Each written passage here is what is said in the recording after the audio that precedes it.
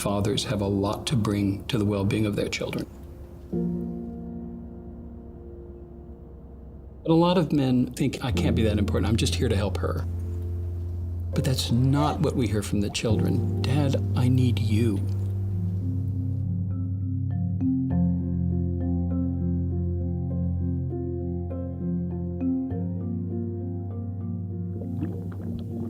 After the first class, the instructor came over and said, he's a natural. I was like, is it the peacock? With the tail, like, so proud. Then we showed up for the intermediate class.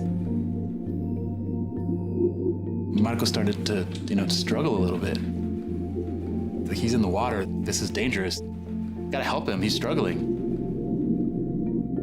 And it hit me, like right then and there. Not everything is gonna come naturally to him. I'm definitely learning every day. The more hands-on fathers are with their very young children, the more good they're gonna do.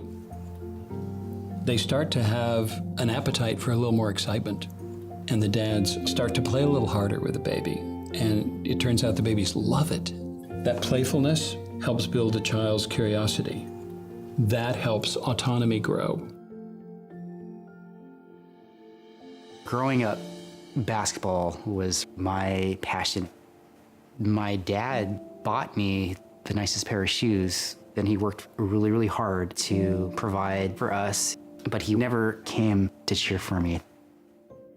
Whenever we go to their events, I make it a point to cheer to the point where I want them to hear me. I go, yeah, yeah!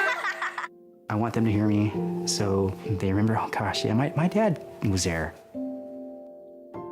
We watch engaged fathering lead to a number of positive child outcomes. Children are better problem solvers. Kids have stronger verbal skills, which is sort of a surprise since a lot of women think men don't talk.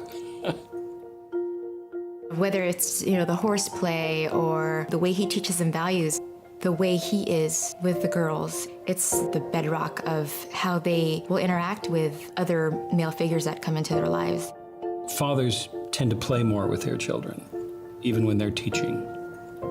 Dads bring a different set of talent, skills, and worries to parenting.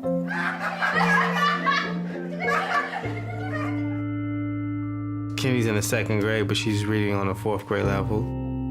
I would take her to that advanced program at the community center when she got out of school, let her play.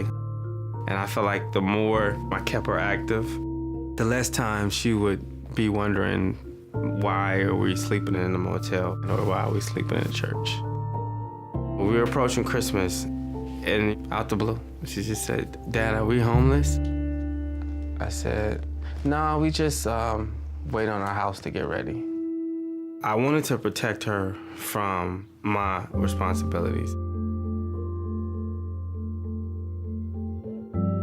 You'll hear some men sort of say, this is a scary thing for me. I'm now aware of my child's needs, but I'm in a battle about whether or not I can actually fulfill them. And then comes their child, hungry for new experiences, positive. Through this whole situation, she would be top of the list on all her tests, no bad grades, all A's. And I was like, if she can do it, I can do it. I've noticed this sort of side-by-side, let's do this together, a little bit more commonly in the father-child relationship than the mother-child relationship. He's often more of a, let's go do this together, because dads feel very committed to getting their children ready for the outside world. 2 weeks before Christmas, I get the call to say we can move in. I picked her up from school, and we went to the store, we bought a Christmas tree, and then I finally moved all the furniture out of my storage. We had a good Christmas.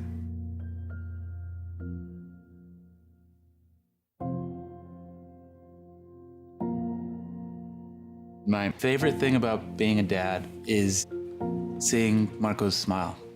Seeing that hopefully I'm doing a good job and I'm making him happy. That, to me, is everything. When I see the kids do the simple things like sharing or protecting or forgiving, I'm really, really proud when they take care of each other. If you allow that energy that your kids bring, it can help you. They're there to help the parents too. I went through this situation and she was a great partner. I couldn't ask for nobody better. One of the most difficult things for fathers to realize is how irreplaceable they are.